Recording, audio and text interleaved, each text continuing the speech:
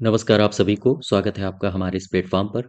आज से हम यूपी पीसीएस 2024 के लिए भारतीय संविधान एवं राज्य व्यवस्था के अब तक आयोग द्वारा पूछे गए सभी प्रश्नों को हल करेंगे। इसमें मैं टॉपिक वाइज पीवाईक्यूज कराऊंगा आपको। और 1773 रेगुलेटिंग एक्ट से लेकर 1947 भारत स्वतंत्रता अधिनियम तक जितने भी बीच में एक्ट आए हैं और उनसे संबंधित जितने भी प्रश्न बने हैं, आयोग द्वारा विभिन्न परीक्षाओं में पूछे गए, चाहे वो आरओ एआरओ में हो या फिर यूपी पीसीएस में पूछे गए हों, UP PCS political science optional में पूछे गए प्रश्न हों, उन सब का समायोजन आपको इन लेक्चर्स में, आने वाली जो लेक्चर्स की सीरीज होगी हमारी भारतीय संविधान एवं राज्य व्यवस्था, उसमें मिल जाएंगे। तो इसकी अगर आपको पीडीएफ चाहिए तो आप हमारे टेलीग्राम चैनल से इसकी पीडीएफ को डाउनलोड कर सकते हैं। साथ ही साथ चैनल को सब्सक्राइब करिएगा। क्वेश्चन नंबर 1 से शुरू करते हैं कि किस अधिनियम के द्वारा अंग्रेजों ने अखिल भारतीय संघ प्रस्तावित किया था। अखिल भारतीय संघ ये यूपीपीसीएस मेंस में पूछा गया है 2012 और 2013, ये 2 वर्ष लगातार आया है। अखिल भारतीय संघ ये किस अधिनियम के द्वारा प्रस्तावित हुआ था? ये हुआ था अधिनियम 1935। ये जो अधिनियम 1935 है, भारत सरकार अधिनियम 1935, ये इसमें कहा गया था, आप इसको थोड़ा और डिटेल में जान लो। इसमें कहा गया था कि भारतीय संघ निर्माण संबंधी इसमें प्रावधान दिए गए थे। ठीक है। और इसमें भारतीय संघ का निर्माण किया जाएगा। किनसे निर्माण होगा? तो ब्रिटिश प्रांत थे उस समय, ब्रिटिश उस समय प्रांत थे। ठीक है। और देशी रियासतें थीं, देशी रियासतें। और साथ ही साथ इसमें थे, उस समय भारत में थे कमिश्नरी प्रांत। ठीक है। तो इन सब को मिलाकर भारतीय संघ का निर्माण होना था, वो भी अखिल भारतीय संघ का। ठीक है। लेकिन देशी रियासतों को इसमें छूट दी गई थी कि आप या तो शामिल हो या शामिल ना हो, यानी इनको ऐच्छिक रखा गया था, देशी रियासतों को। अब ऐसी स्थिति में जो संघ निर्माण की प्रक्रिया थी वो फेल हो गई थी। तो अखिल भारतीय संघ का प्रस्ताव किस अधिनियम के द्वारा आया था? ये था भारत सरकार अधिनियम 1935। ठीक है। नेक्स्ट देखो, यूपीपीसीएस मेंस 2008 में पूछा गया है ये। भारतीय शासन अधिनियम 1935 के द्वारा स्थापित संघ में अवशिष्ट शक्तियां किसको दी गई थी? अब यहां से आप दो तीन बातें जानो। जो भारत शासन अधिनियम है 1935, उसमें ये जो अधिनियम है उसमें कई धाराएं थीं। ये काफी बड़ा अधिनियम है और भारत के संविधान में इसकी बहुत बड़ी छाप देखने को मिलती है इस अधिनियम की। और साथ ही साथ कुछ इसमें अनुसूचियां थीं। तो ये भी हमारे एग्जाम में पूछा जाता है कि इसमें धाराएं कितनी थीं? 321। और अनुसूचियां कितनी थीं? 10। ठीक है। इसी अधिनियम में समवर्ती सूची का भी प्रावधान था, समवर्ती सूची। साथ ही साथ इसी में संघ सूची का भी प्रावधान था और अ, राज्य सूची का भी प्रावधान था। ठीक है। और अवशिष्ट जो भी बची शक्तियां थीं, वो अवशिष्ट शक्तियां थीं, इनका भी प्रावधान था यहाँ। अच्छा, समवर्ती सूची में 1935 का जो अधिनियम था उसमें कितने विषय थे? ये भी हमारे एग्जाम में क्वेश्चन पूछे जा सकते हैं। जो समवर्ती सूची थी उसमें थे 36 विषय। संघ सूची में कितने थे? 59 विषय। और राज्य सूची में थे 54 विषय। और जो अवशिष्ट शक्तियां थीं, यानी जो कुछ बची हुई शक्तियां थीं, उन शक्तियों को डाल दिया गया था किसके खाते में? गवर्नर जनरल के खाते में। गवर्नर जनरल आप कहो या फिर वायसराय के खाते में। ठीक है। तो गवर्नर जनरल भी ऑप्शन में हो सकता है और वायसराय भी ऑप्शन में हो सकता है। तो आप यहां से देख लो, अवशिष्ट शक्तियां किसके खाते में डाली गई थी? वो थी गवर्नर जनरल। क्लियर है बात? तो क्वेश्चन नंबर दूसरे का जो सही उत्तर हो जाएगा वो हो जाएगा सेकेंड। नेक्स्ट देखो, निम्नलिखित में से किस एक अधिनियम के द्वारा भारत में संघीय न्यायालय की स्थापना की व्यवस्था की गई थी? आपसे ये पूछा गया है। तो ये कौन सा अधिनियम है? 1935 का अधिनियम, भारत शासन अधिनियम। भारत शासन अधिनियम। ठीक है। 1935 कोई है ऑप्शन में? भारत शासन तो उपर्युक्त में से कोई नहीं हो जाएगा। बात समझ पा रहे हो? अच्छा, ये जो 1935 का अधिनियम है इसमें बहुत सारे प्रावधान किए गए थे, जैसे रिजर्व बैंक ऑफ इंडिया की स्थापना करना, ये आप इसको एक रिवीजन के तौर पर भी वीडियो को देख सकते हो। ठीक है। और यदि आपको इसकी डिटेल में इसको पढ़ना हो तो फिर आप कमेंट बॉक्स में बताइए, तो मैं अधिनियम का एक डिटेल्ड वीडियो भी ले आऊंगा। तो 1935 में और क्या क्या प्रावधान थे? आरबीआई साख में नियंत्रण के लिए आरबीआई की स्थापना की गई थी, और साथ ही साथ एक एक संघीय न्यायालय की भी स्थापना की गई थी, जिसका जो अध्यक्ष था, जो पहला इसका चीफ जस्टिस था, वो उसका नाम भी आपसे पूछा गया है। इसका नाम था मॉरिस ग्वेयर। ठीक है, तो ये भी आप याद रखिएगा। और यहाँ पर इस अधिनियम में प्रांतीय स्वायत्तता का भी प्रावधान किया गया था। ठीक है। और साथ ही साथ यहाँ जो प्रांतों में द्वैध शासन था, प्रांतों में जो द्वैध शासन लगा था वो हटा दिया गया, और प्रांतों से हटा के कहाँ लगाया गया? केंद्र में। केंद्र में द्वैध शासन लागू कर दिया गया। ठीक है। तो ये बहुत सारे प्रावधान इस अधिनियम में किए गए थे। और द्वैध शासन से आशय क्या होता है? द्वैध शासन से आशय होता है जो विषय होते हैं ना हमारे, अ, विषय, उनको दो भागों में बांट दिया जाता है, एक हस्तांतरित विषय और एक आरक्षित विषय। तो यहाँ जो प्रांतों में द्वैध शासन था उसे हटा के क्वेश्चन ये भी पूछा जाता है कि प्रांतों में द्वैध शासन किस अधिनियम के द्वारा हटाया गया? यही है 1935। और केंद्र में द्वैध शासन लागू किस अधिनियम के द्वारा किया गया था? 1935। ठीक है। तो इसका जो सही उत्तर होगा वो हो जाएगा उन उपर्युक्त में से कोई नहीं। क्वेश्चन नंबर 4 देखो। निम्नलिखित अधिनियमों में से किस अधिनियम के फलस्वरूप बर्मा को भारत से अलग किया गया? बर्मा को जो भारत से अलग किया गया था वो है भारत शासन अधिनियम, अधिनियम 1935। ठीक है। इस अधिनियम के द्वारा बर्मा को भारत से कब अलग किया गया, अगर आपसे ये पूछे तो सन होगा 1937। देखो, किस अधिनियम के द्वारा अलग किया गया तो 35 होगा, कब अलग किया गया तो 1937 होगा। ठीक है। तो आंसर हो जाएगा हमारा गवर्नमेंट ऑफ इंडिया एक्ट 1937। ठीक। अब ये जो अधिनियम था इसमें प्रस्तावना का अभाव था।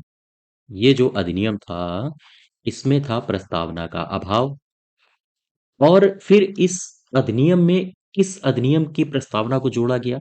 वो है भारत शासन अधिनियम, अधिनियम 1919। इस अधिनियम की प्रस्तावना को 1935 के अधिनियम की प्रस्तावना बना दिया गया था। ठीक है। तो इसका जो चौथे का सही उत्तर होगा वो होगा तीसरा। नेक्स्ट देखो। 1935 के अधिनियम में उल्लिखित था, क्या उल्लिखित था? ये 1992 में पॉलिटिकल साइंस में क्वेश्चन पूछा गया था, ऑप्शनल में। ठीक है। तो यहां से भी हमारे एग्जाम में क्वेश्चन रिपीट हो जाते हैं, इसलिए क्वेश्चन एक भी नहीं छोड़ेंगे, क्वेश्चन सारे होंगे। प्रांतीय स्वायत्तता, इस 1935 के अधिनियम में क्या उल्लिखित था? प्रांतीय स्वायत्तता।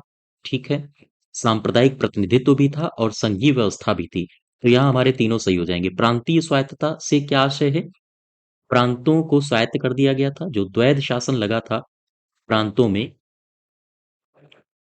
प्रांतों में जो द्वैध शासन था, ठीक है, वो समाप्त कर दिया गया था।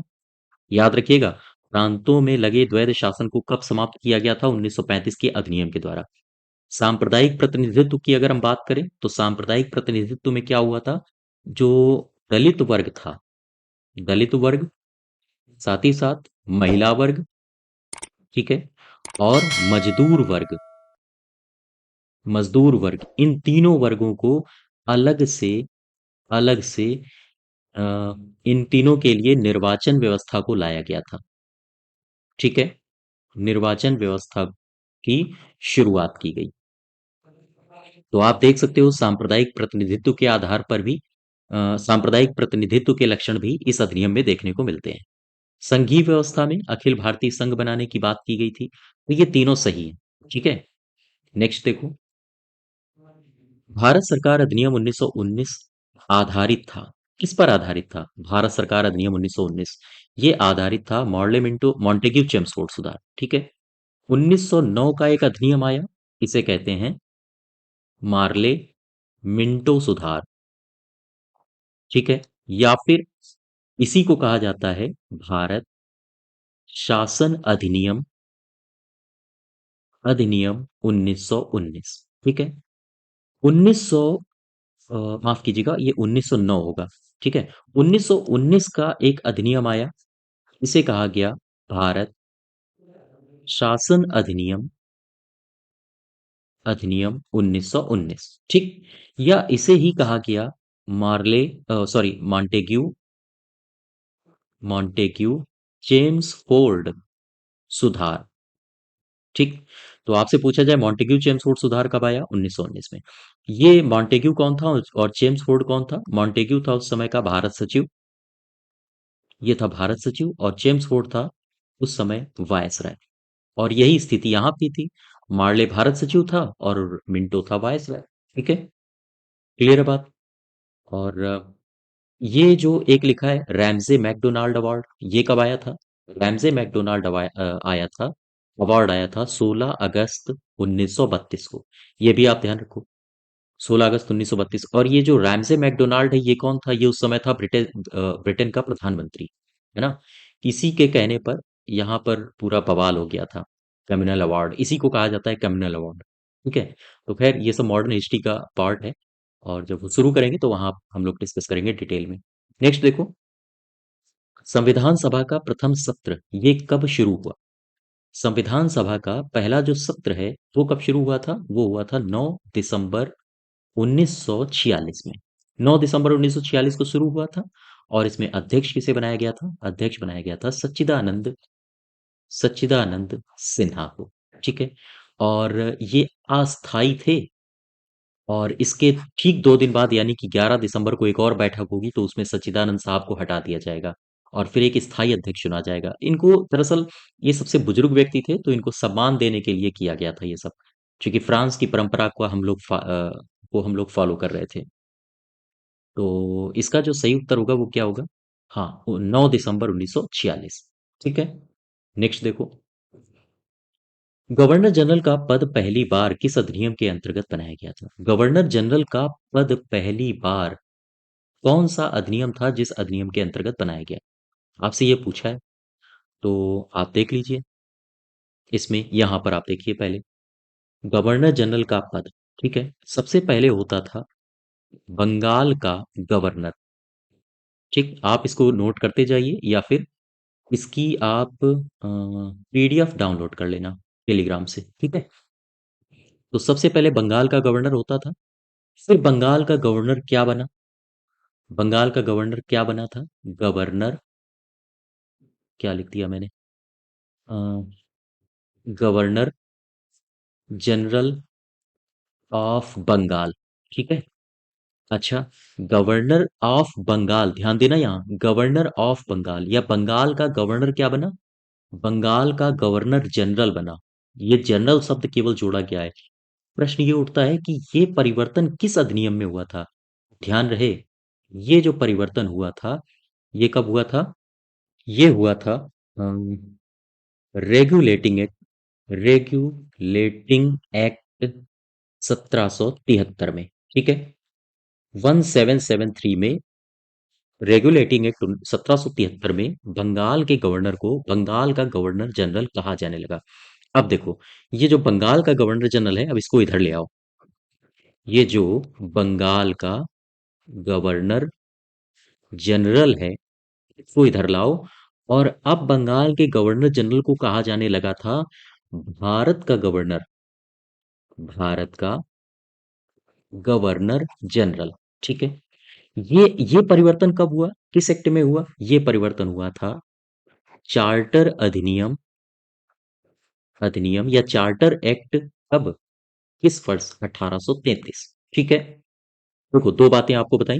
बंगाल का गवर्नर, बंगाल का गवर्नर जनरल, केवल जनरल शब्द जुड़ा है, ये कब हुआ? 1773 में। और बंगाल का गवर्नर जनरल भारत का गवर्नर जनरल कब बन गया? 1833 में। अब ये जो भारत का गवर्नर जनरल है, इसको उठा के इधर ले आओ। भारत का गवर्नर जनरल, क्लियर है बात? ये बन चुका था, भारत का गवर्नर जनरल है, ध्यान देना। ठीक। ये बन गया था भारत का वायसराय। ये कब बना? ये कब परिवर्तन आया? ये परिवर्तन आया था भारत शासन अधिनियम अधिनियम 1858। 1857 की क्रांति हुई थी। इसके बाद जो ब्रिटिश ईस्ट इंडिया कंपनी का शासन था भारत में, वो समाप्त कर दिया गया था। 1858 में भारत का गवर्नर जनरल, उसको बना दिया गया था भारत का वायसराय। फिर से देखो, इस वायसराय को उठा के इधर ले आओ। भारत का वायस राय, ठीक। भारत का वायसराय फिर से बन चुका था गवर्नर जनरल। अब ये कब बना? अब ये बना है भारतीय स्वतंत्रता अधिनियम, अधिनियम 1947 में। तो ये मेजर चार हैं पद, ठीक। इनको आपको ध्यान रखना है, किस अधिनियम में कौन सा पद क्या बन चुका था, ठीक है। तो ये सारी बातें आप ध्यान रखो। अब आ जाओ क्वेश्चन में। गवर्नर जनरल का पद पहली बार कब सृजित हुआ, से ये पूछा है। गवर्नर जनरल पहली बार कब बना था? काहे का गवर्नर जनरल, भारत का या फिर बंगाल का? ये कुछ बोला नहीं इसने। तो फिर आप यहाँ पर इसको 1773 रेगुलेटिंग एक्ट मान के ही चलिए, क्योंकि पहली बार आपसे पूछा है तो पहली बार बंगाल का ही गवर्नर जनरल बना था, ठीक है। और वैसे भी 1833 वाला ऑप्शन तो दिया ही नहीं है। आंसर हो जाएगा 1773, क्योंकि गवर्नर जनरल का पहली बार पद सृजित हुआ था रेगुलेटिंग एक्ट में, और वो बना था बंगाल का गवर्नर जनरल, ठीक है। तो आप यहां से देख सकते हो ये पूरा का पूरा। नेक्स्ट देखो, बंगाल का गवर्नर जनरल भारत का गवर्नर जनरल कब बना? तो इधर आ जाओ, ये बंगाल का गवर्नर जनरल है, ये भारत का गवर्नर जनरल कब बन रहा है? 1833 में। आंसर हो जाएगा 1833, ठीक है। क्लियर है बात? आगे बढ़े, चलो। किस अधिनियम के द्वारा कलकत्ता में सुप्रीम कोर्ट की स्थापना की गई, ठीक है। ये पीसीएस मेंस 2010 में पूछा गया था। कलकत्ता में सुप्रीम कोर्ट की स्थापना हुई थी 1773 रेगुलेटिंग एक्ट के द्वारा। जो अब देखो इसमें, ये जो रेगुलेटिंग एक्ट है, एक्ट 1773, इसमें बहुत सारे प्रावधान किए गए थे। उस समय जब ये भारत में रेगुलेटिंग एक्ट 1773 आया था, तब ब्रिटेन का जो प्रधानमंत्री था, उसका नाम था लॉर्ड नॉर्थ, ठीक है।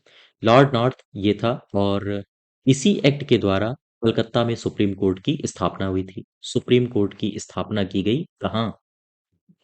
कोलकाता में, ठीक है। अच्छा, इस यहां से एक प्रश्न और पूछा जाता है कि इसका उस समय अध्यक्ष कौन था। यहाँ पर वाइट चेस्टर और निमित्ज करके कुछ तीन जजेस भी थे, और एक इसका अध्यक्ष था। अध्यक्ष हमारे एग्जाम में बहुत बार पूछा गया है, तो आप इसी को याद रखिए, बाकी को आप छोड़ो, ठीक है। यहाँ अध्यक्ष कौन था सुप्रीम कोर्ट का? इसका नाम था सर एलिजाह टिम्पे, ठीक है। इसको आप ध्यान रखिए। अच्छा, अगर मैं आपसे पूछूं कि भारत में संघीय न्यायालय की स्थापना कब हुई थी? 1935 के अधिनियम के द्वारा हुई थी, 1937 में, ठीक है। बात समझ पा रहे हो? मैं अगर पूछूं कि संघीय न्यायालय का अध्यक्ष कौन था, चीफ जज कौन था, तो आप बताओगे मॉरिस गोयर, ठीक है। तो ये सारी बातें आप ध्यान रखें। इसका जो उत्तर होगा वो हो जाएगा हाँ, 1773 रेगुलेटिंग एक्ट के द्वारा कोलकाता में सुप्रीम कोर्ट की स्थापना की गई। नेक्स्ट देखो, मार्ले मिंटो सुधार 1909 का प्रमुख प्रावधान कौन सा नहीं है? मॉर्ले मिंटो सुधार 1909 में आया, भारत शासन अधिनियम 1909 कहें हम, तो विधान परिषदों के आकार में वृद्धि हुई थी। ध्यान दें, विधान परिषदों के आकार में वृद्धि हुई थी क्या? हाँ, हुई थी। इसमें जो निर्वाचित सदस्य थे, निर्वाचित सदस्य, वो 16 से बढ़ा के 60 कर दिए गए थे, ठीक है। अच्छा, जो परिषद थी, परिषद चाहे वो केंद्रीय परिषद हो या फिर प्रांतीय, तो इसमें जो सरकारी सदस्य थे उनका बहुमत होता था, ठीक है। अब इसमें आप ऑप्शन पढ़ लो। विधान परिषदों के आकार में वृद्धि की गई थी। केंद्रीय विधान परिषद में सरकारी बहुमत था, बिल्कुल था। सांप्रदायिक और पृथक निर्वाचन की बात की गई थी, तो सांप्रदायिक और पृथक निर्वाचन की बात इसी अधिनियम में तो की गई थी। यही अधिनियम था, इसी अधिनियम में जो ये वायस राय है मिंटो, मिंटो, ठीक है। मिंटो को कहा जाता है सांप्रदायिक निर्वाचन का पिता, ठीक, या हम कहें father of electoral, electoral, electoral नहीं, यहां पर आप लिख लो कम्युनल इलेक्टोरेट, ऐसे, कम्युनल इलेक्टोरेट, ठीक है। तो इसका इसे पिता कहा जाता है, लॉर्ड मिंटो को। और लॉर्ड मिंटो ने कहा था कि हम ऐसे नाग के दांत बो रहे हैं जिसका परिणाम भीषण होगा। तो ये शब्द, ये वाक्य भी कई बार हमारे एग्जाम में पूछा गया है। तो ये सब मिंटो ने कहा है। तो मिंटो और मार्ले उस समय था भारत सचिव। इन दोनों ने जो सुधार लाया था 1909 में, उसे ही कहा जाता है मार्ले मिंटो सुधार। और उसी में ही सांप्रदायिक और पृथक निर्वाचन को भी जोड़ा गया था। तो ये तीनों सही हैं। अब आ जाओ चौथे में। केंद्रीय विधान परिषद में निर्वाचित सदस्यों को स्थान नहीं दिया गया था। जी नहीं, केंद्रीय विधान परिषद में निर्वाचित सदस्यों को स्थान दिया गया था। तो यही हमारा गलत हो जाएगा, ठीक है। ऊपर के तीनों सही हैं। नेक्स्ट देखो, क्वेश्चन नंबर 12 में कहा गया है, निम्नलिखित में से कौन से अधिनियम ने ब्रिटेन में एक ऐसे नियंत्रण बोर्ड, ध्यान दें, ये बोर्ड ऑफ कंट्रोलर है, इसकी बात हो रही है, नियंत्रण बोर्ड की स्थापना का प्रावधान किया, जिसके माध्यम से ब्रिटिश सरकार भारत में ईस्ट इंडिया कंपनी के दीवानी, सैनिक और राजस्व संबंधी सभी मामलों पर पूरी तरह नियंत्रण रख सके। फिर से समझो, क्वेश्चन में आपसे केवल इतना पूछा है कि ब्रिटेन में नियंत्रण बोर्ड की स्थापना ये किस अधिनियम के द्वारा हुआ था। बोर्ड ऑफ कंट्रोलर की स्थापना किस अधिनियम के द्वारा किया गया था, जो कि board of controller British east India company के दीवानी, सैनिक और राजस्व संबंधी मामले देखती थी। आपसे इतना पूछा गया है, तो बता दीजिए आप कौन सा है। ये एक अधिनियम आया था, 1784 का वक्त था, दौर था, और अधिनियम था, इसका नाम था पिट्स इंडिया एक्ट, ठीक है। Pitt's India act. ये पिट कौन था? इसका नाम है विलियम पिट द यंगर। ये उस समय था ब्रिटेन का प्रधानमंत्री। और इसी के अगुवाई में पिट्स इंडिया एक्ट आया था 1784 में भारत में, ठीक है। और इसी में court of board of controller की स्थापना की गई थी। तो आंसर होगा 1784, पिट्स इंडिया एक्ट, ठीक है।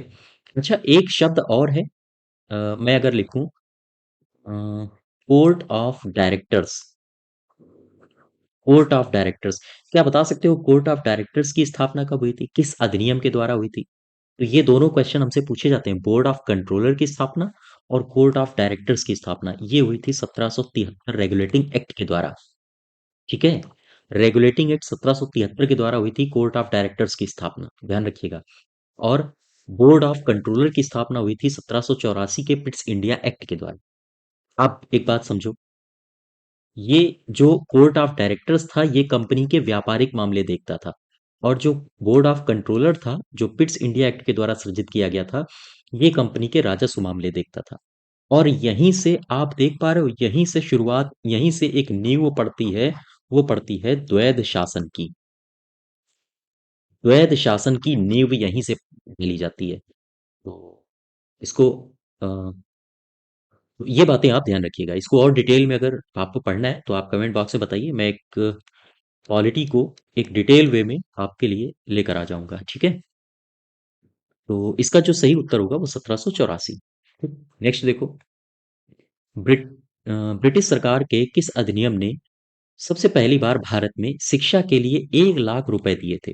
शिक्षा के लिए 1 लाख रुपए, कौन सा अधिनियम है वो? अधिनियम आप देख लो। ने एक अधिनियम का नाम सुना होगा, चार्टर्स की श्रृंखला आई थी, शायद आपने अगर पढ़ा हो तो। उसी में से एक चार्टर है, चार्टर अधिनियम, अधिनियम 1813। इसमें क्या कहा गया था? इसमें बहुत सारी बातें कही गई थी। सबसे पहली बात, चार्टर अधिनियम 1813 में ब्रिटिश ईस्ट इंडिया कंपनी को साफ साफ हिदायत दी थी और कहा गया था कि जो ब्रिटिश ईस्ट इंडिया कंपनी है, ब्रिटिश ईस्ट इंडिया कंपनी का व्यापारिक अधिकार, अधिकार नहीं, आप एकाधिकार कहिए तो बात ज्यादा जमेगी, व्यापारिक एकाधिकार समाप्त, पहली बात इसमें कही गई। लेकिन इसमें कुछ अभी ब्रिटिश ईस्ट इंडिया कंपनी को रियायत दे दी गई थी। ब्रिटिश ईस्ट इंडिया कंपनी से कहा था ठीक है, आप चीन के साथ अपना एकाधिकार जमा के रखिए और चाय पर एकाधिकार आप जमा के रखिए। यहाँ से जो ये इन जो 2 क्षेत्रों में एकाधिकार था, वो ब्रिटिश ईस्ट इंडिया कंपनी का एकाधिकार समाप्त नहीं किया गया था। ठीक है? बाकी जगह एकाधिकार समाप्त कर दिया गया था, यानी ब्रिटेन से और भी कंपनियाँ भारत में आने लगी थी। अच्छा, दूसरी बात इसमें क्या कही गई?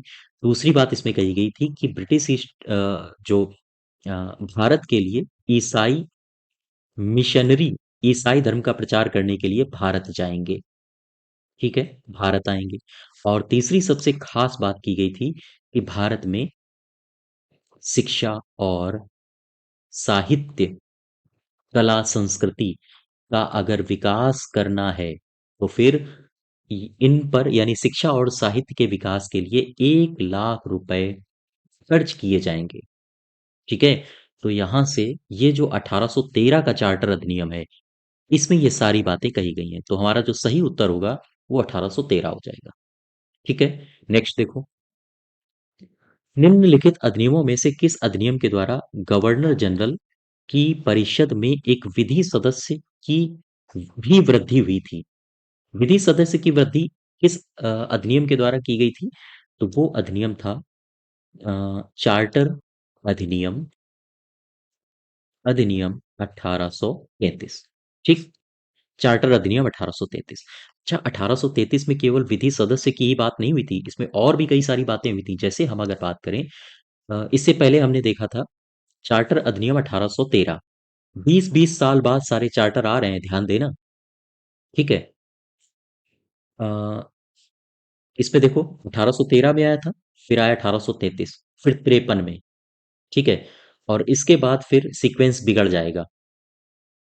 इसके बाद फिर 1857 की क्रांति होगी, तो पूरा का पूरा सीक्वेंस जो 20-20 वर्ष बाद ये अधिनियम आ रहे थे, वो सारा सीक्वेंस बिगड़ जाता है। तो अब इसमें चार्टर अधिनियम 1833 में क्या कहा गया, इसमें देखो जरा। अ, ब्रिटिश ईस्ट इंडिया कंपनी का जो व्यापारिक एकाधिकार था, वो चीन और चाय के साथ था अभी तक। अब 1833 जो 20 साल बाद चार्टर अधिनियम आया है, उसमें कहा गया ब्रिटिश ईस्ट इंडिया कंपनी का जो एकाधिकार है, एकाधिकार पूर्णतः समाप्त, पूर्णतः समाप्त। यानी अब चीन और चाय के साथ भी आप एकाधिकार नहीं रखोगे। ठीक है, सबको मौका दो। दूसरी बात क्या कही गई? दूसरी बात इसमें कही गई, एक विधि आयोग, विधि आयोग बना था इसी अधिनियम के तहत 1834 में। बात समझ पा रहे हो आप? ठीक है, विधि आयोग क्यों बना? तो इसकी आवश्यकता पड़ी ताकि कानूनों को संहिताबद्ध किया जा सके। और फिर तीसरी बात क्या हुई? जो गवर्नर था, गवर्नर जनरल, गवर्नर जनरल की परिषद में एक विधि सदस्य की नियुक्ति की गई, और ये जो सदस्य था, इसका नाम था, पहला जो सदस्य था विधि सदस्य के रूप में आया था, उसका नाम था मैकाले। ठीक है, ये पहला विधि सदस्य था। ठीक, तो अब यहां से आप देख लो, गवर्नर जनरल की परिषद में एक विधि सदस्य कब आया था? ये आया था कौन से अधिनियम में? 1833। कहाँ है? ये है। ठीक है, नेक्स्ट देखो। कंपनी के व्यापारिक तथा राजनीतिक कार्यों को किस एक्ट के द्वारा अलग किया गया? कंपनी के व्यापारिक और राजनीतिक कार्यों को किस एक्ट के द्वारा अलग किया गया? एक 1784 दौर था, इसमें एक एक्ट आया था, आपने नाम सुना होगा, इट्स इंडिया एक्ट। ठीक है, इस एक्ट के द्वारा ब्रिटिश ईस्ट इंडिया कंपनी के अ, वाणिज्यिक वाणिज्यिक कार्य और जो इसके राजनीतिक कार्य थे, राजनीतिक कार्यों को अलग कर दिया गया। ये दोनों ही कार्य अलग अलग हो गए थे। तो ये किस अधिनियम के द्वारा ये सब हुआ था? ये सब हुआ था 1784 पिट्स इंडिया एक्ट के द्वारा हुआ था। आंसर तो है ही नहीं, ये भी गलत है, तो नन ऑफ दीज हो जाएगा। ठीक है, तो ये जो कंपनी के व्यापारिक और राजनीतिक कार्य हैं, ये किस एक्ट के द्वारा अलग हुए थे? ये हुए थे पिट्स इंडिया एक्ट के द्वारा। बात समझ पा रहे हो आप? चलिए अब आगे बढ़िए। क्वेश्चन नंबर 16 में कहा गया है, किस अधिनियम ने पहली बार भारतवासियों को अपने देश के प्रशासन प्रशासन में कुछ हिस्सा लेना संभव बनाया? ठीक, भारतवासियों को अपने देश के प्रशासन में कुछ हिस्सा लेना संभव बनाया। एक आपने अधिनियम, अगर आपने पढ़े होंगे तो एक अधिनियम आपने पढ़ा होगा, इसका नाम है भारत परिषद अधिनियम, अधिनियम 1861। ठीक। भारत परिषद अधिनियम 1861 आया था। तो इसमें कहा क्या गया था? इसमें कहा यह गया था कि जो कानून बनाने की प्रक्रिया है, कानून बनाने की प्रक्रिया है, इस प्रक्रिया में भारतीय प्रतिनिधियों को भी शामिल किया जाए। ठीक। भारत परिषद अधिनियम 1861 में कहा गया था कि कानून बनाने की प्रक्रिया में भारतीय प्रतिनिधियों को भी शामिल किया जाए। अब वही बात यहां पर कह रहा है, भारतीयों को अपने देश के प्रशासन में कुछ हिस्सा लेना संभव किया गया था। कब से? वो है 1861 का इंडिया काउंसिल एक्ट, या हम कहें भारत परिषद अधिनियम। अब इसमें जब ये कहा गया, एक बात इसको आप और समझ लो, जब इसमें यह कहा गया कि भारतीयों को शामिल किया जाए, तो सबसे पहले 3 भारतीय शामिल किए गए थे। कौन कौन से? आ जाओ देख लेते हैं। एक थे बनारस के राजा, बनारस के राजा, इनका नाम था नारायण सिंह, नारायण सिंह। ठीक है। और दूसरे कौन थे? एक थे पटियाला के राजा, पटियाला के राजा, इनका नाम क्या था? इनका नाम था महेंद्र सिंह। बात समझ पा रहे हो? और एक जनाब और थे, इनका नाम था सर दिनकर राव। तो ये 3 लोग पहले, सबसे पहले शामिल हुए थे। ठीक है। तो ये बातें आप ध्यान रखो। नेक्स्ट देखो, 1861 के अधिनियम की प्रमुख विशेषताएं क्या थीं? 1861 के अधिनियम की प्रमुख विशेषता क्या थी? इसमें था, गवर्नर जनरल को आवश्यकता पड़ने पर अध्यादेश जारी करने का अधिकार दिया गया था। हाँ, 1861 में ये दिया गया था। ठीक है। और ये जो अध्यादेश जारी करता था, इस अध्यादेश की अधिकतम अवधि आपसे पूछी गई है। इस अध्यादेश की अधिकतम अवधि क्या होती थी? ये अवधि होती थी 6 माह। आप इसको याद करिए, नोट डाउन कर लो। नेक्स्ट देखो, प्रांतों को स्थानीय विषयों के संबंध में कानून बनाने का अधिकार दिया गया था, अभी नहीं दिया गया था। उत्तरदायी शासन की स्थापना की गई थी। तो उपरोक्त में से ये पहला वाला यहां सही हो जाएगा। ठीक है। नेक्स्ट देखो, निम्नलिखित में से भारतीय स्वतंत्रताओं का अधिकार पत्र किसे कहा जाता है? भारतीय स्वतंत्रताओं का अधिकार पत्र किसे कहा जाता है? ये कहा जाता है 1858 अधिनियम को। ठीक है। ये क्वेश्चन हमारा यूपीपीसीएस में पूछा गया है, पॉलिटिकल साइंस ऑप्शनल में, 2011 में। तो जो ऑप्शनल के क्वेश्चंस होते हैं, उनको ही कभी कभी हमारे मेंस में, यूपीपीसीएस में, या फिर यूपीपीसीएस प्री, या फिर यूपीपीसीएस अन्य जो एग्जाम्स कराता है, वहां पर पूछ लिए जाते हैं। ठीक है। तो इन क्वेश्चंस पर भी हमारी नजर बनी रहे। भारतीय स्वतंत्रताओं का अधिकार पत्र किसे कहा जाता है? 1858 के अधिनियम को। तो ये जो 1858 का अधिनियम है, भारत शासन अधिनियम 1858। ठीक है। इसमें किया क्या गया था? इसमें जो ब्रिटिश ईस्ट इंडिया कंपनी का शासन था, उसे समाप्त कर दिया गया था। और इस अधिनियम में नई बात क्या थी? नई बात यह थी कि भारत का जो शासन था, भारत का जो शासन था, वो सीधे सीधे ब्रिटिश क्राउन के हाथों में चला गया था। बात समझ पा रहे हो आप? वो सीधे सीधे ब्रिटिश क्राउन के हाथों में चला गया था। और यही अधिनियम है, इसी अधिनियम के द्वारा एक बात और कही गई थी। इसी अधिनियम में भारत सचिव की नियुक्ति की गई थी, की नियुक्ति हुई थी। और भारत सचिव की सहायता के लिए, इसकी सहायता के लिए एक 15 सदस्यीय समिति या परिषद का भी गठन किया गया था। ये 15 है। ठीक है। इसको भी आप याद रखिएगा। नेक्स्ट देखो, निम्नांकित में से किस अधिनियम द्वारा भारत में प्रतिनिधि संस्थाएं पहली बार प्रारंभ हुई थी? प्रतिनिधि संस्थाओं की बात हो रही है, तो आपने एक अधिनियम सुना होगा 1861 का, इंडिया काउंसिल एक्ट।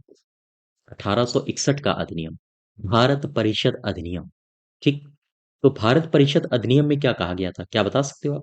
भारत परिषद अधिनियम 1861 में कहा गया था कि जो कानून है, कानून बनाने के लिए, कानून बनाने के लिए भारतीय प्रतिनिधियों को भी शामिल किया जाए, शामिल किया जाए। अब यहां से प्रतिनिधि व्यवस्था का भी उदय होगा, और प्रतिनिधि संस्थाएं भी अस्तित्व में आएंगी। ये हालांकि जो भारतीय प्रतिनिधि होते थे, ये गैर सरकारी सदस्य के रूप में काम करते थे। गैर सरकारी, ठीक है। ये गैर सरकारी सदस्य ही होते थे। और आपको पता होगा इसमें सबसे पहले 3 भारतीयों को चुना गया था। मैंने उन तीनों का आपको नाम भी बताया था, पटियाला के राजा, बनारस के राजा और एक राव करके थे, सरदिनकर राव, है ना? ये सारी बातें आप ध्यान रखो। तो प्रतिनिधि संस्थाओं को पहली बार कब प्रारंभ किया गया था? 1861 भारत परिषद अधिनियम, ये होगा, ठीक है। नेक्स्ट देखो, निम्नलिखित में से किस एक अधिनियम के अंतर्गत अंग्रेजों ने भारत में पहली बार सांप्रदायिक निर्वाचक मंडल प्रणाली का प्रारंभ किया था? तो ये कौन है? ये है 1909। 1909 भारत शासन अधिनियम या भारत सरकार अधिनियम।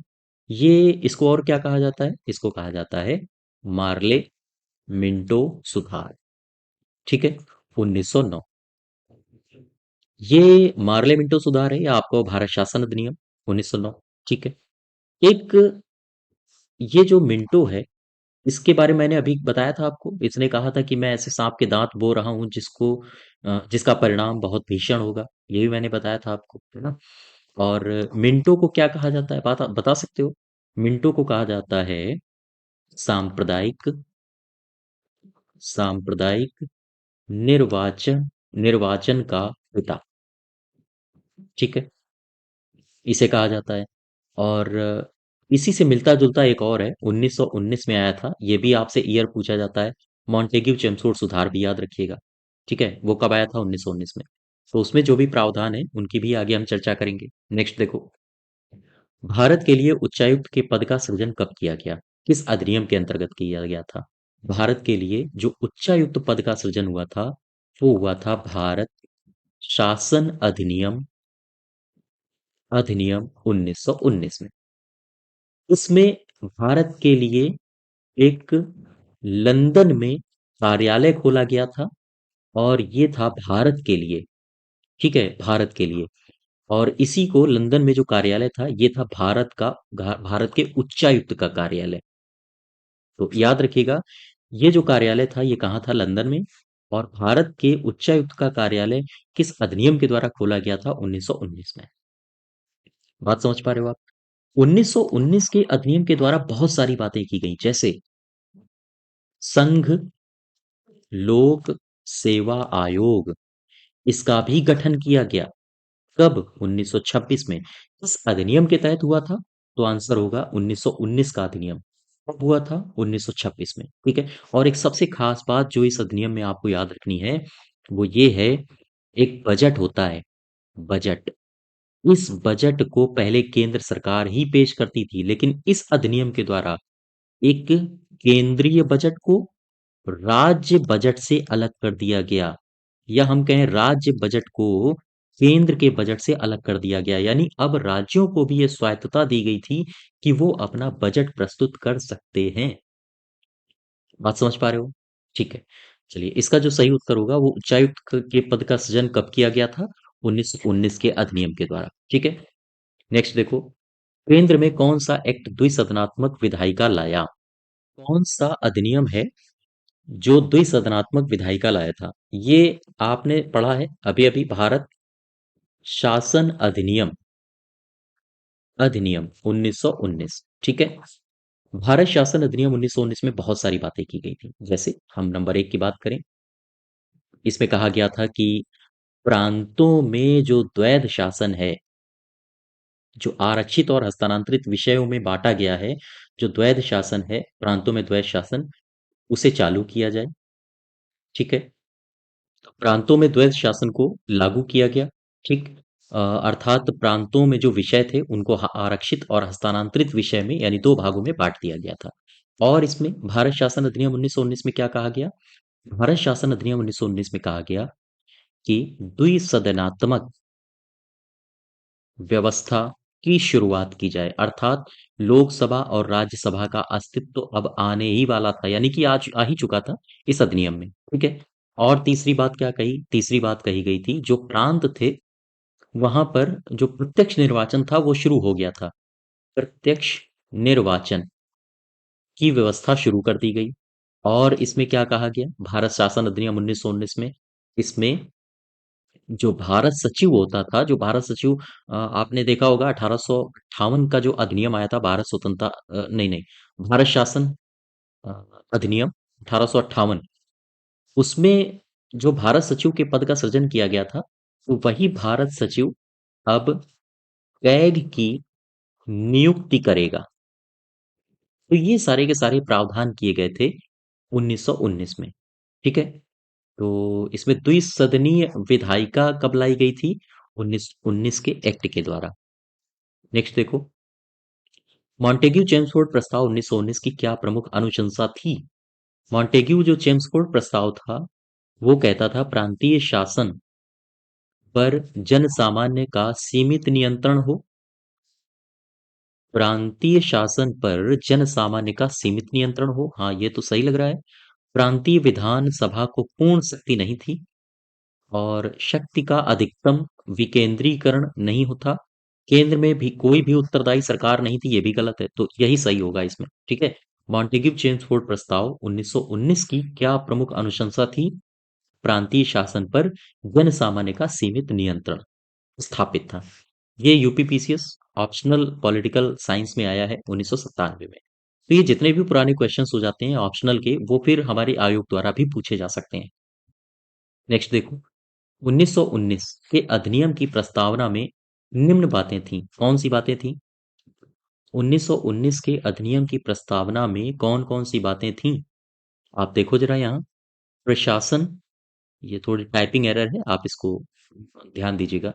प्रशासन में भारतीयों का संपर्क बढ़ाया जाए, हाँ ये तो था। चूंकि आपने देखा होगा जो वायस राय, अगर इसको आपने डिटेल में पढ़ा होगा 1919 के अधिनियम को, तो आपने पढ़ा होगा जो वायसराय था, वायसराय की एक कार्यकारिणी परिषद भी थी। बोलो भाई। और इस परिषद में टोटल 6 सदस्य होते थे।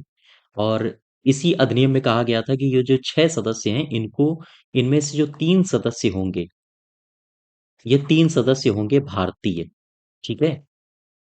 तो इसमें भारतीयों का संपर्क भी बढ़ाया जा रहा था, इससे सिद्ध होता है 6 सदस्यों में से 3 सदस्य भारतीय होंगे। तो ठीक है। अच्छा, इन 6 सदस्यों में से एक पद था कमांडर इन चीफ का, उसमें भारत के सदस्य की नियुक्ति नहीं होती थी। 6 सदस्यों में से एक पद था, आप देख लो, इसका नाम था कमांडर इन चीफ। इस पद पर भारत के किसी भी सदस्य की नियुक्ति नहीं की जाती थी। तो आपसे अगर पूछे तो ध्यान रखिएगा। और नेक्स्ट लिखा है, स्वशासन, स्वशासन की संस्थाओं का विकास किया जाएगा। स्वशासन की भी संस्थाओं का विकास किया जाएगा। तो इसमें भी आपने देखा होगा द्विसदनीय व्यवस्था की शुरुआत हुई थी, लोकसभा और राज्यसभा अस्तित्व में आए थे, है ना? तो ये दोनों ही सही हो जाएंगे। ठीक है। तो ये आज हमारा पॉलिटिकल साइंस का पहला सेशन है। इसका दूसरा सेशन हम जल्द लाएंगे, और ये 2024 पीसीएस के लिए एक आप प्रैक्टिस सीरीज के तौर पर इसको देख सकते हैं। इसकी अगर आपको पीडीएफ डाउनलोड करनी है तो आप हमारे टेलीग्राम चैनल से जुड़ सकते हैं। वहाँ इसकी पीडीएफ आपको उपलब्ध करा दी जाती है। साथ ही साथ चैनल को सब्सक्राइब करिएगा। धन्यवाद। ठीक है।